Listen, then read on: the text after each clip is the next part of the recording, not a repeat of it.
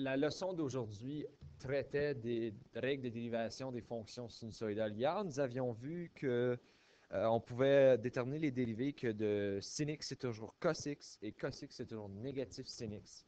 Aujourd'hui, on va regarder comment est-ce qu'on peut appliquer ces règles-là à une situation telle que la dérivation en chaîne, la dérivation d'une puissance. Premièrement, regardons la règle de dérivation en chaîne. Avant que j'attaque le problème de y égale à cos de 3x, je veux qu'on fasse un petit rappel que lorsque j'avais une équation comme f de x égale à 3x plus 2 au carré, quand je voulais dériver ça, je disais toujours qu'on dérive ce qui était à l'extérieur de la parenthèse et ensuite on dérive ce qui est à l'intérieur. Donc, j'aurais 2 fois 3x plus 2 comme dérivée à l'extérieur de la parenthèse et je multipliais tout ça par la dérivée ici. Bien, la dérivée de ça, on sait que c'est 3, ce qui veut dire qu'il me restait 6 fois 3x plus 2 et je pouvais ensuite développer ça si je voulais. Ce concept-là demeure encore pareil lorsque je parle de les fonctions sinusoïdales ou les fonctions de cosinus et de sinus. Ce que je fais, c'est que je dois faire ce qui est à l'extérieur en premier. Qu'est-ce qui est à l'extérieur en premier? Le cos x est à l'extérieur en premier. Donc, qu'est-ce qui est ma dérivée de cos x? C'est négatif sin de 3x.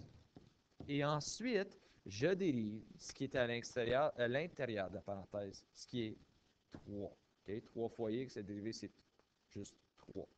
Donc, il me reste négatif 3 sin de 3x comme la réponse finale pour ma dérivée ici.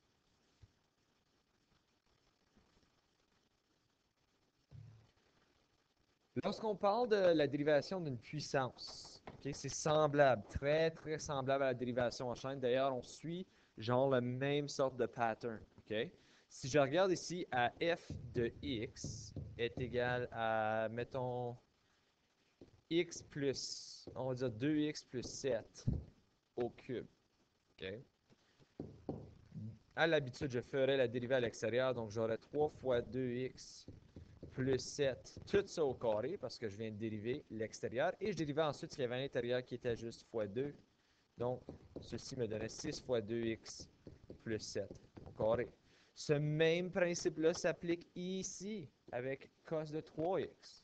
Je dois premièrement dériver à l'extérieur. Là, ce qui va peut-être porter à confusion pour certains gens, c'est que le au cube ici n'est pas nécessairement à l'extérieur de la parenthèse ou à l'intérieur d'une parenthèse. Okay? C'est sous-entendu que c'est comme cos x fois cos x fois cos x. Donc, si je dérive ça comme la même façon, logiquement, on sait que ça devrait être 3 fois cos carré x, n'est-ce pas?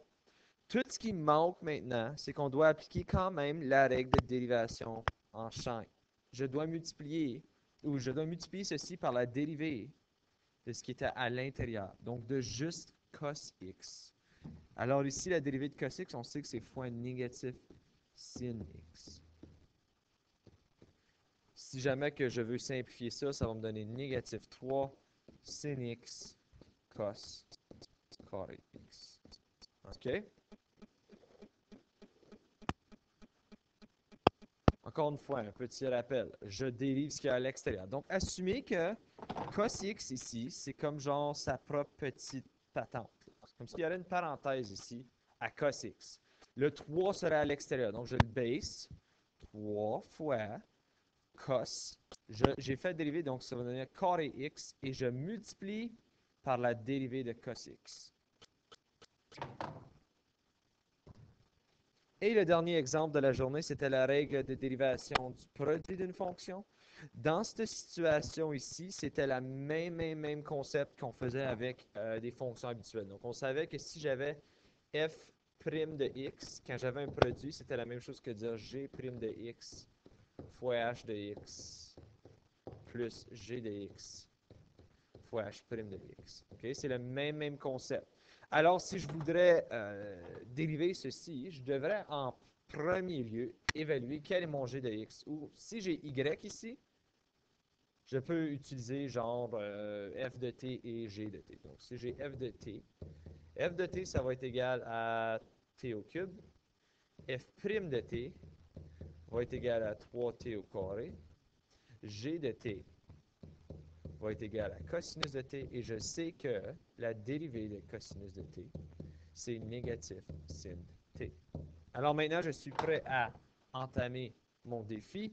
Je vais avoir y' est égal à la dérivée de mon f, qui est 3t au carré, fois cos t, plus, quel est mon f habituel? C'est t au cube, fois négatif sin t, qui est la dérivée de cosinus t.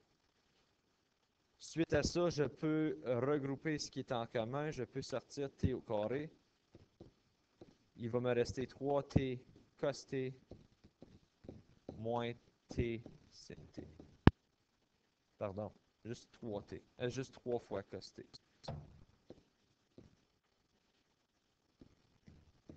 Et voilà la solution. Ceci met fin à la leçon. N'oubliez pas que vous avez une pratique autonome à compléter ce soir. Si jamais vous avez des questions, vous pouvez toujours envoyer un courriel.